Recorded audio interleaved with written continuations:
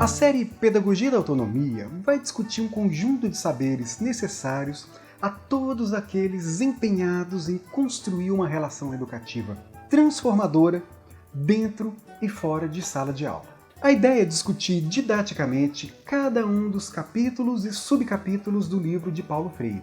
O objetivo é apresentar os conceitos de forma clara e acessível a todos os interessados em educação, de modo que todos se sintam estimulados a ler a obra original para formular suas próprias interpretações. O livro Pedagogia da Autonomia, publicado em 1996, atualiza uma série de reflexões realizadas nos livros anteriores e se concentra em questões concretas da prática docente, do ensino fundamental à pós-graduação. Você vai ver que são apontamentos que tocam em temas que professores e estudantes sentem, mas que nem sempre verbalizam. Daí a importância desse livro, que tira esses problemas da sombra para iluminá-los com uma reflexão criativa, corajosa e repleta de esperança. Os fundamentos dessa pedagogia, como veremos nos vídeos, são os princípios da ética, do respeito à dignidade e do estímulo à autonomia dos estudantes. O que implica em uma profunda abertura à diversidade de saberes que todos já trazem de suas experiências pessoais e que se torna o ponto de partida para as trocas educativas. Como qualquer outro saber, essa pedagogia exige um exercício permanente.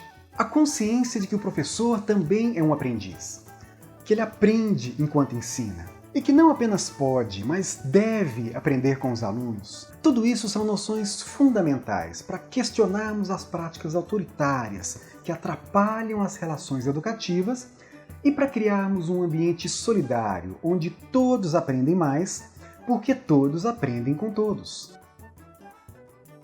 É na convivência afetuosa e respeitosa com os alunos.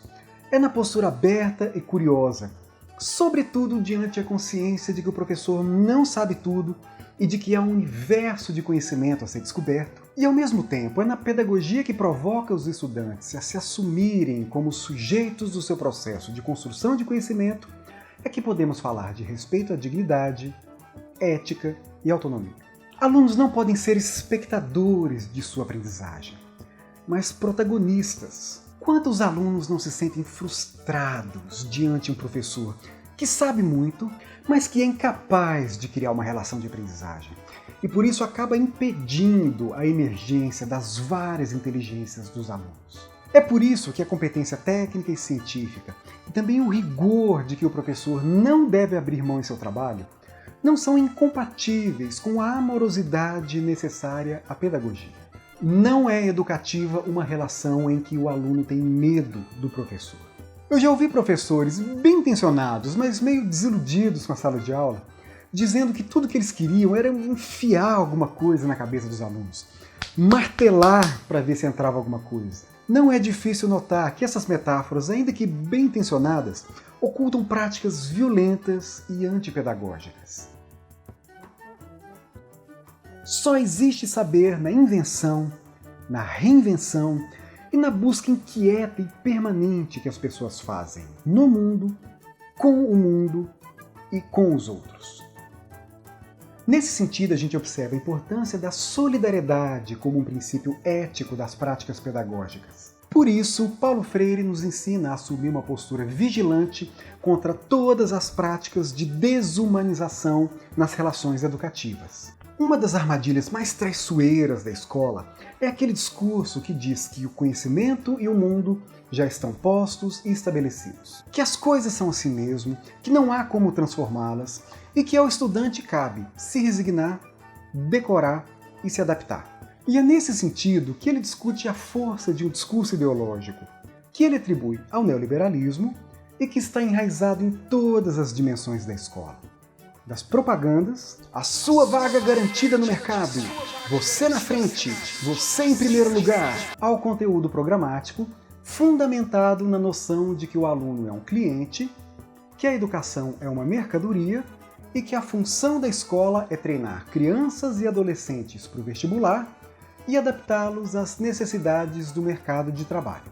E tudo isso sob a pressão da competição, da busca do sucesso individual a qualquer custo e da lógica que leva as pessoas a serem menos, a se restringir, a se desumanizar.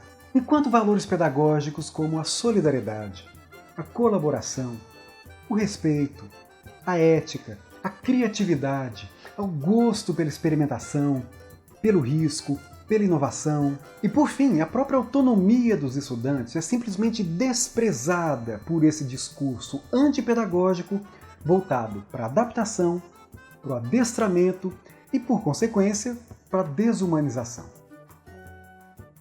Ao lado da ética, há uma estética na pedagogia da autonomia que faz com que o ato de educar se torne muito mais amplo, pleno e humano do que treinar uma criança para uma função no mercado.